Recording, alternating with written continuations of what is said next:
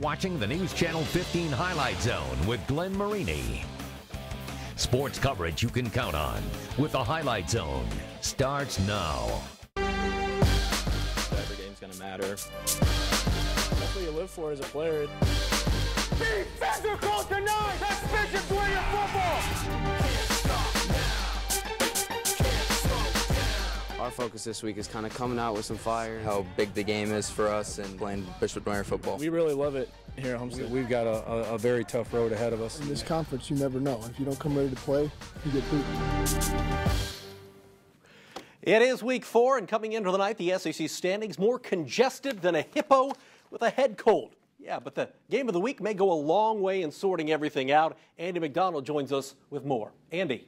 Hey, thank you, Glenn. Starting tonight, there was no doubt Dwenger, the team to beat in the SAC. The Saints, the only undefeated team left at 3-0, but Jason Garrett's team and plenty of pursuers right behind. All told, 5 teams in the SAC came into the night with a 2-1 record, just right behind, and that includes the Spartans. Bishop Dwenger, Homestead, it's your Highlight Zone game of the week. Dwenger ranked #1 in the 4A poll for a second week in a row. Early on, getting the hidden starting for Homestead. Cam Rogers, he doesn't spell his name with a D, but he's bringing the D there with a nice stop, but coming the other way.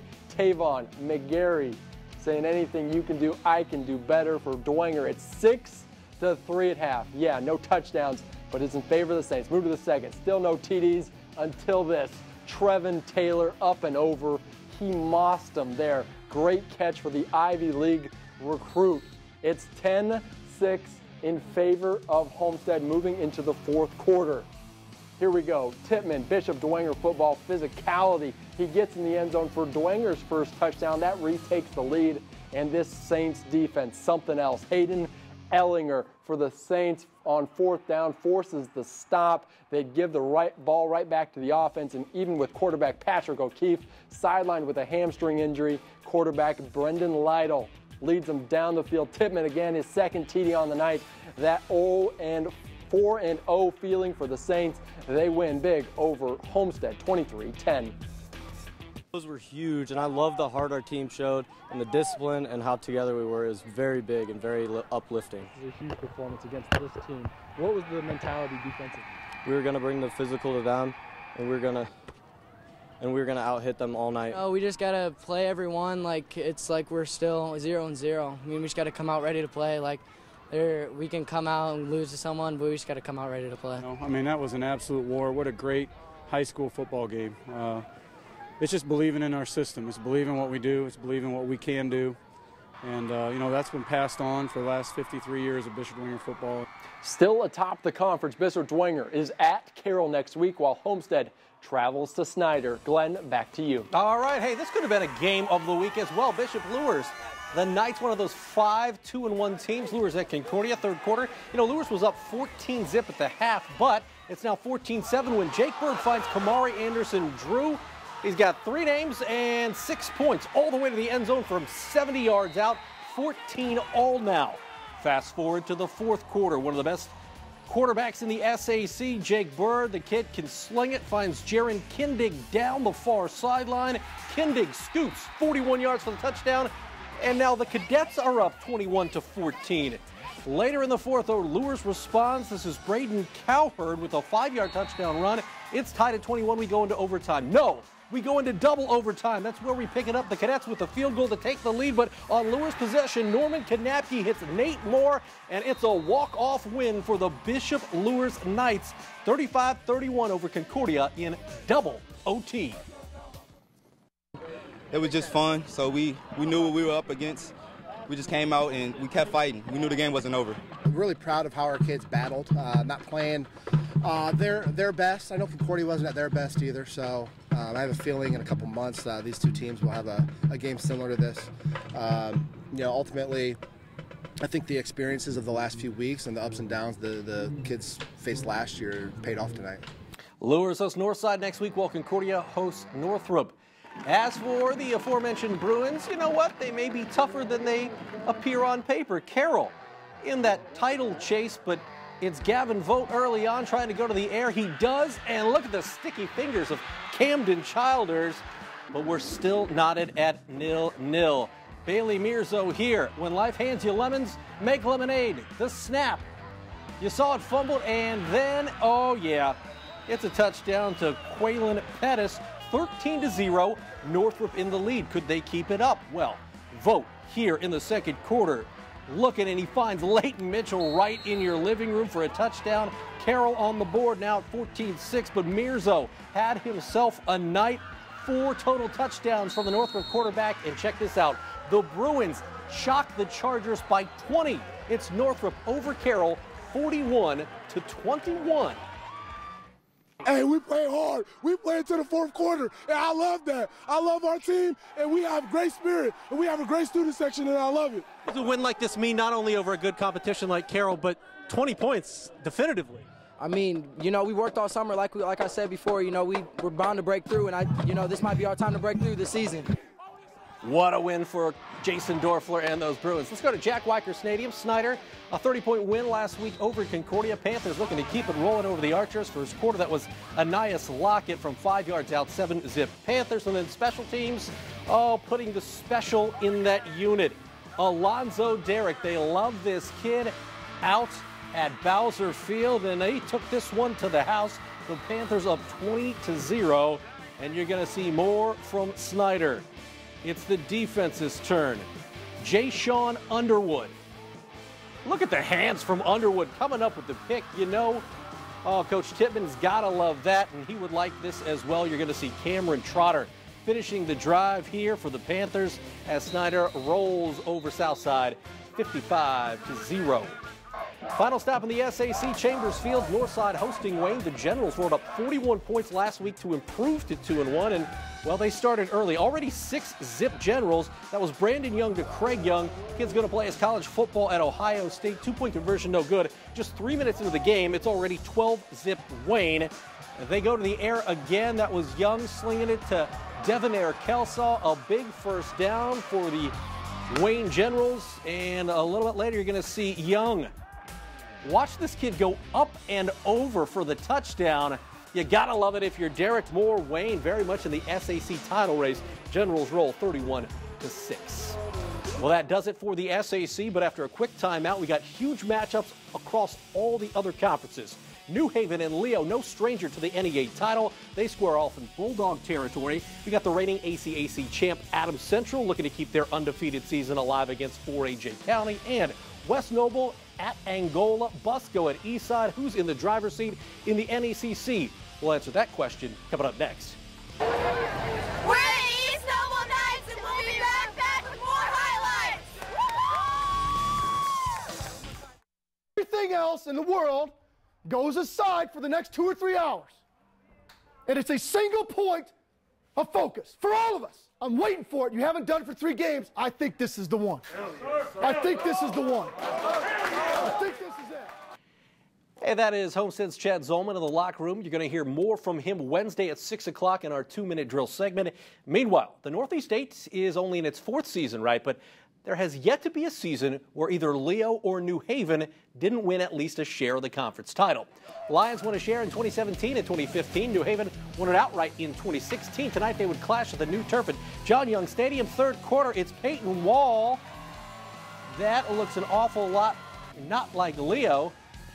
That is Belmont battling Norwell. And Jonathan Wilder to Corey Miller was the touchdown. That's Eli Riley in the second quarter for New Haven. 7-6 Norwell there. Then it's Eli Riley again. He's in for a touchdown, and it's Norwell over Belmont 19-13. We just tell our team, don't give up, man. We lost our focus when we came out here, but we had to keep fighting and we had to hype our team up. You know, just on the sidelines, kind of hanging our heads, but I think we stayed positive for the most part, and we stepped up when we had to and scored points. That our kids are tough and they're resilient. We're trying to do some different things. You can see it in our team. We might not be as athletic or as good as we have been in the past, but we're going to play just as hard, if not harder. All right, let's go to the next game. None of that made any sense, did it? Nope, you're confused as I am. Let's take this one as DeKalb traveling to East Noble. We pick this one up with Caden Harshberger. We've seen him many times on the highlight zone. He scoots down for the touchdown, and it's 7-zip Knights in the first quarter. Knights aren't done. Harshberger's night not done. He scoots around for the touchdown. It's 14-zip at that point, and East Noble rolls over DeKalb by a final of 35-7. Let's move on in the Northeast State. We're talking Huntington North. Huntington North traveling to Columbia City. You're going to see Columbia City throwing the football. How about Max Bedwell to Michael Sievers? Sievers so fast, it's hard to catch up with him. The Huntington North defense would agree. It's a touchdown, and Columbia City in business. Columbia City doing it on special teams as well. This is Davis Snyder with a field goal, and it was 24-7 Eagles at the half. Third quarter, Bedwell on the QB keeper. It's a touchdown, and Columbia City rolls over Huntington North 36-7. We're going to move on to ACAC play. After hammering a lapel team last week, Adams Central back at home for their ACAC opener. Jay County fumbles it early. Ben Voirall is on it. And then, you know what? You can't give AC good field position because they know what to do with it. Logan Macklin. If it's Logan Macklin, the defense ain't tackling. He is in, and Adams Central stakes itself to a 7-zip lead. You're going to see more from Adams Central. It's Jalen Hammond powering his way into the end zone, and Adams Central looking good. They take down the visiting Jay County Patriots by a score of 41-0. At Fred Park Field down in Bluffton, you got Bluffton hosting Woodland. Tigers 2-1. The Warriors coming off a win over Heritage in their conference opener. And that was Dirk Hirschberger with the interception as Woodland up 36-21 at that point. How about Jack Stuckey? Yeah, Coach mentioned him last week. He gets in for the touchdown. It's 42-21 Woodland at that point, and Woodland's defense trying to bottle up Gavin King. They would be more successful than not as Woodland goes into Bluffton and wins 49-21. South Adams Starfires traveling to take on the Heritage Patriots. We pick it up in the middle of the second, already 6-zip Heritage, but Adams Central, or South Adams, I should say, trying the option. Gage Pritchard recovers for Heritage, and the Patriots were in business. Later in the second, Parker Tracy, the QB, keeps it from 1 yard out, and it's a 13-zip Heritage lead. They weren't done. How about 11 seconds remaining in the second quarter? Hunter Bratmuller from 6 yards out. Heritage up 20-0. But South Adams turned things around in the second half. They scored 34 unanswered. They were on the ropes, but the Starfires respond 34-20, a win at Heritage. In the NECC, the big division title race may come down to these two, 3-0 Woodland at 3-0 West Noble, I should say, at 3-0 Angola. First quarter, Angola with the D. Marquez Tagliaferri. Tackle for loss there, but Angola isn't just defense. Quarterback Jarrett Gibson. Watch the kids scoot up the middle, 47 yards on the touchdown run, and Angola up 7-0. West Noble, yeah, they were countering. There's a reason they came in 3-0. Brandon Pruitt in the second quarter with a 12-yard touchdown and made it 7-all, but that'd be all the scoring for West Noble. Angola would find Pater two more times. Hornets win 21-7. They're still undefeated. In Butler, this one with a major impact on who will win the NECC Small School Division. 1A number 6 Busco at Eastside. 7-zip Busco at half. Third quarter, Eastside's Joe White to Caleb Vanover. That's a first down at the 7-yard line. It would lead to this, a field goal from Brock Holman, 27 yards out. 7-3 as Eastside cuts into the lead. Busco responds, though. Tom Richards to Blake Trostel. First down there. And then in the fourth quarter, same drive, Joey Emmenheiser from 3 yards out as Busco goes on to win by a final of 35-11. Our final stop tonight, Memorial Field in Garrett. The Railroaders hosting the Lakeland in an NECC clash. And the Railroaders, well, they had trouble stopping the run game tonight. That's Adam Kreider with the touchdown, and it's 21-16 Lakeland. Next drive, Gage Paulus, the big guy. You think they're going to take him down? They do not. Paulus breaks free, and Lakeland scores here as the Lakers go in to Railroader Country and win 27-16. We got more Highlight Zone coming up. Proud to present their 2018 competition. Highlight Zone play of the week coming your way. Here we go. At first down.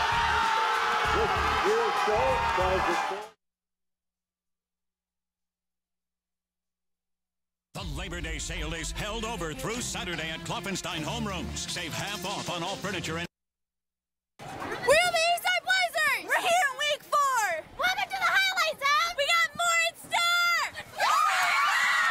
Yeah, we got more in store because we're going to go back to those Leo at New Haven highlights. A little snafu, technical issue earlier, but yeah, we want to bring it back because it was a great game. Third quarter, Peyton Wall with the touchdown.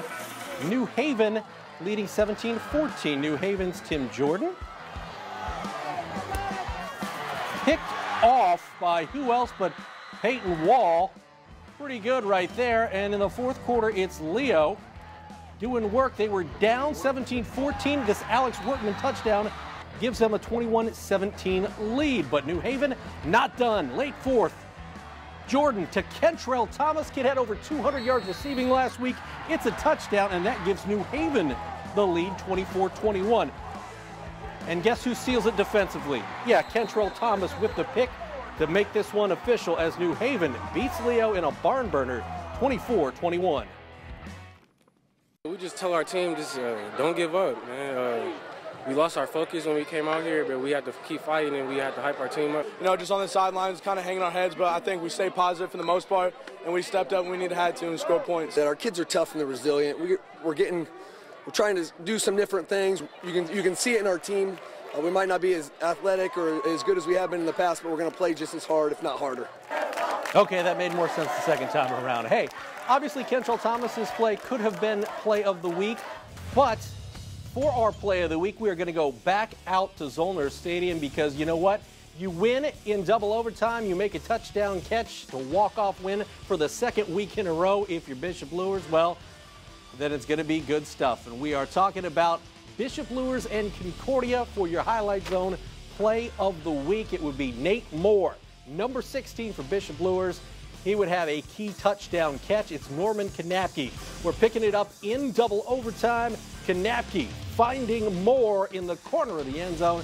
That is beautiful football, especially if you're Kyle Lindsey and the Cardiac Knights win again in the final seconds of their game. Congratulations to Nate Moore and company for your Highlight Zone play of the week. Hey, key games for next week. Bishop Dwenger at Carroll. Carroll, of course, trying to avenge a loss to Norfolk this week. Bishop Dwenger, the only undefeated team in the SAC at 4-0. Homestead is at Snyder. East Noble travels to Leo in a key NE8 game. ACAC competition, Adams Central is at Heritage, while Angola looks to stay undefeated as they head to the swamp of Lakeland. And that'll do it for this Week 4 edition of the Highlight Zone. Hard to believe, but next week we're going to be more than halfway through the regular season. Yet we got Week 5 on deck next Friday night here in the Zone. But for this week's edition, I'm Glenn. We'll see you later.